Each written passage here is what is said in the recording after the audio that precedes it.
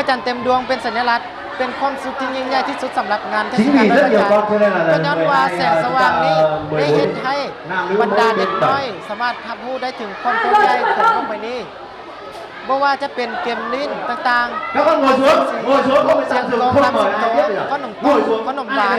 ทั้งหมดนี้เฮ็ดให้งานบุญดังกล่าวเต็มไปด้วยความเพลิดเพลินด้วยความพัฒนาที่จะนำเด็กน้อยเข้าไปในบรรยากาศที่เต็มไปด้วยคุณค่าทางประเพณีและสร้างสถานที่ลิ้นสำหรับบรรดาเด็กน้อยอยู่ที่กบลิ้นได้จัดงานเต็มดวงสำหรับบรรดาเด็กน้อยที่อาศัยอยู่ในที่นี่บรรดาเด็กน้อยบ่เพียงแต่ได้รับตัวการ์ตูนที่เฮ็ดด้วยปุ่งเป้าแต่ยังได้รับสมบรรดารายการศิลปะพันแต่ละรายการร้องเพลงฟ้อนแต่ละคำร้องของเพลง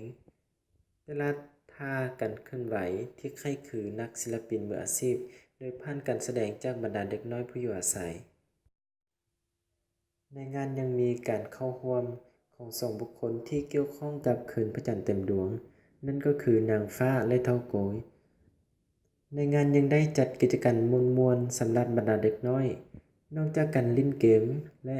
เล่นกับตัวการ์ตูนที่ตนเองมักบรรดาเด็กน้อยยังได้รับสนรายการมายากลเล่นกับบรรดาหมู่เพื่อนได้มีช่วงเวลาที่ดีกับพ่อแม่และคนในครอบครัวงานเทศกาลได้สิ้นสุดลงด้วยความกระตือรือร้นในการแจกขนมและมากไม้ในบรรยากาศงานบุญที่ม่วนซื่นนี่เป็นเวลาสำหรับทุกๆครอบครัว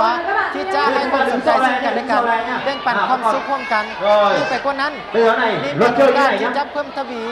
การเชื่อมโยงในชุมชนมันเป็นความสุขที่ยิ่งใหญ่และหาได้ยากในชีวิตประจำวันปกติของพวกเขา